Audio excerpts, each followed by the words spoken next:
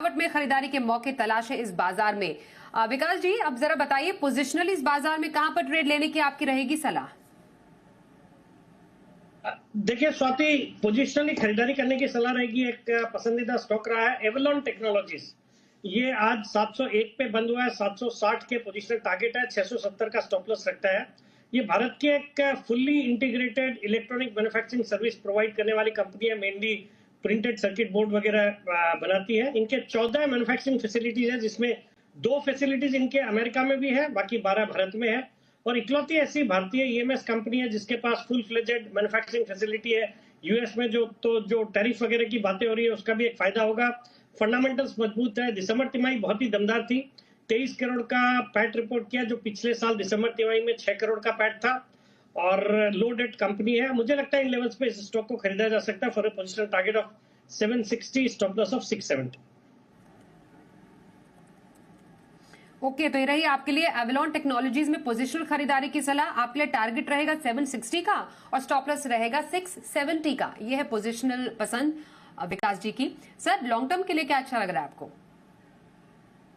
Long term के लिए एक बेहतरीन स्टॉक है। काफी पिट भी गया है अपने ऊपरी लेवल से। मार्केट इंफ्रास्ट्रक्चर वाली कंपनी सीडीएसएल, जो कि भारत की सबसे बड़ी डिपॉजिटरी सर्विसेज प्रोवाइड करने वाली कंपनी है, आज ये 1119 के आसपास बंद हुआ है। इसमें मेरा 9 से 12 महीने का कंजर्वेटिव टारगेट है 1600 रुपए का। जिस तरह से नए डीमैट अकाउंट्स खुले हैं भारत में, 17 करोड़ डीमैट अकाउंट्स हो गए हैं, बट अभी भी कुछ नहीं हुआ है। भारत की पॉपुलेशन 140 करोड़ के ऊपर, तो उस लिहाज से आने वाले 3-5 सालों में भी बहुत अच्छी ग्रोथ इस डीमैट अकाउंट्स में होगी। उसका बहुत बड़ा फायदा सीडीएसएल को होता है। फिर जिस तरह से सरकार ने इक्विटीज के अलावा भी बाकी insurance policies, mutual fund units, land documents, bonds वगैरह सब डीमटेरियलाइज होने हैं, तो उसका भी एक बड़ा फायदा रहेगा।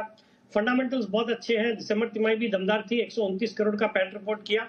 पिछले साल दिसंबर तिमाही में 108 करोड़ का पैट था।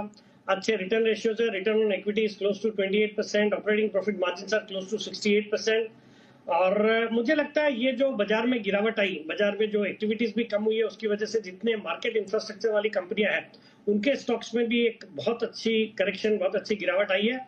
और सही मौका है जब अच्छी क्वालिटी के स्टॉक खराब सेंटीमेंट की वजह से अच्छे भाव में मिलते हैं। मुझे लगता है लॉन्ग टर्म इन्वेस्टर्स को इस स्टॉक में करंट लेवल्स पे खरीदारी करनी चाहिए। और मेरा 1 साल का टारगेट है 1600 रुपए।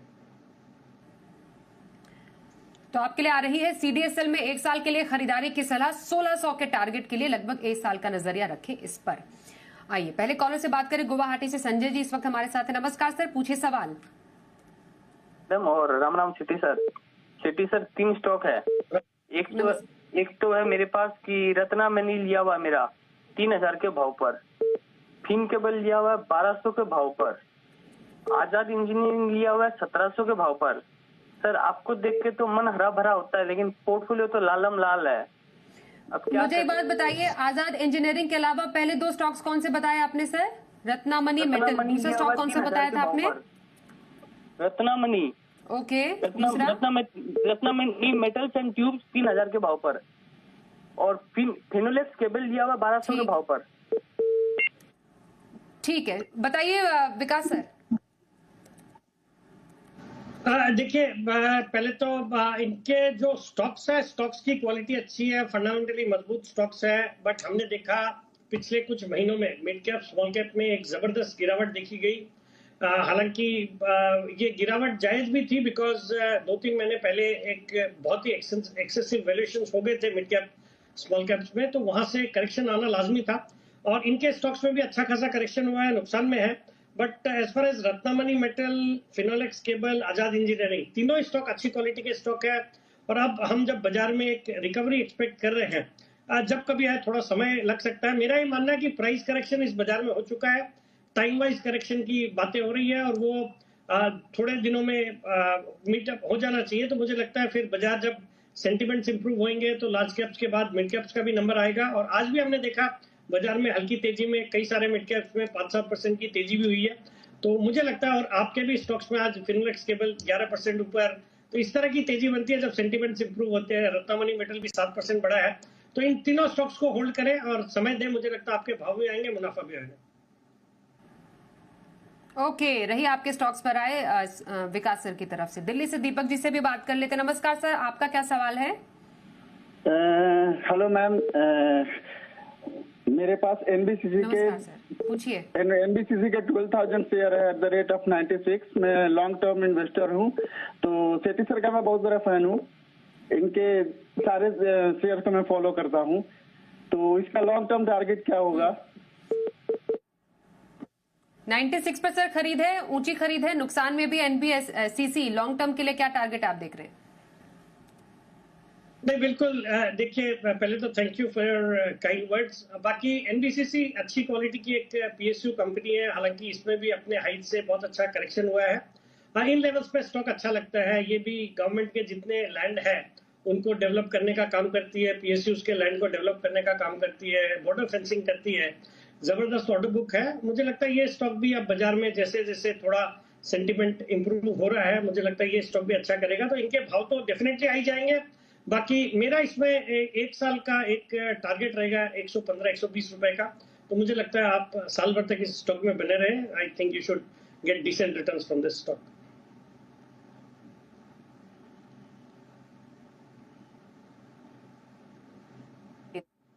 बिल्कुल सर, बिल्कुल सर। तो आइए इस बीच एफआईआईज और डीआईआईज के जो आंकड़े हैं वो भी सामने आ गए हैं, उन पर एक नजर डाल लेते हैं।